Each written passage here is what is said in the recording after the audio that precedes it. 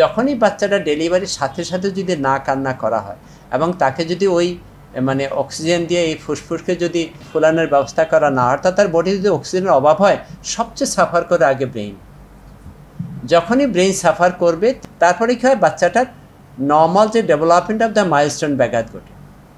যেই বয়সে বসার কথা, ঘাস শক্ত রাখার কথা, হামাগুড়ি দেওয়ার কথা করবে না। একটা শিশু যখন জন্ম হয়, জন্মের পরে সাথে সাথে শিশুটা কাঁদে, এটা রুলস।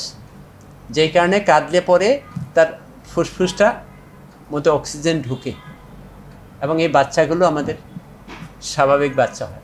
যখনই বাচ্চাটা ডেলিভারির সাথে সাথে যদি না কান্না করা হয় এবং তাকে যদি ওই মানে অক্সিজেন দিয়ে এই ফুসফুসকে যদি মানে ফোলানোর ব্যবস্থা করা না হয়, অর্থাৎ তার বডি যদি অক্সিজেনের অভাব হয়, সবচেয়ে সাফার করে আগে ব্রেইন।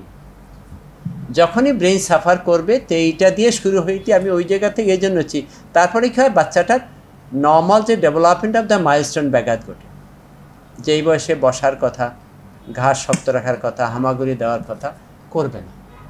তার খিঁচুনি হবে, বুদ্ধি কমে যাবে। তাহলে দেখেন একটা এটা খিঁচুনি, তার একটা বাচ্চার কী কী ওষুধ, বাচ্চার ওষুধ তো খুব ছোট্ট, হয় তার ডায়রিয়া হবে, নাইলে শ্বাসকষ্ট হবে, এটা হলো কমন। এরপরে যেটা হবে তার ওই যে ইপিলেপসি, মানে আমরা বলি CP, cerebral palsy. Cerebral palsy ওই যেই বাচ্চাগুলো যে আপনার যে বাচ্চাগুলো না কান্দে, তার ব্রেইনে যেটা অক্সিজেন না হলে অপরণে ক্ষতি হয়ে যায়। ওখানে আবার আমার কিছু কিছু বাচ্চা আমরা বলি ইনফ্যান্টাইল স্ট্রোক, ছোটোবেলা স্ট্রোক, সিপি, সেরিব্রাল পালসি, এই সবগুলোই বাচ্চাদের নিউরোলজি। এরপরে এর ডায়রিয়া, এরপর দেন নিউমোনিয়া হয়ে তারপর তার খিঁচুনি হইলো, একদিকে চলে গেলো।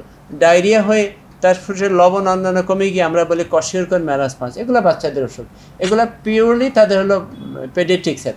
আর নিউরোলজির হইলে যেটা আছে, নিউরোলজি এবং বাচ্চা, প্রথম হলো কনভালশন, দেন বুদ্ধি কমা মানে সিপি, মানে খিঁচুনি হবে, তারপরে কনভালশন হবে, আর তার সাথে অন্যান্য এনকেফালাইটিস হবে।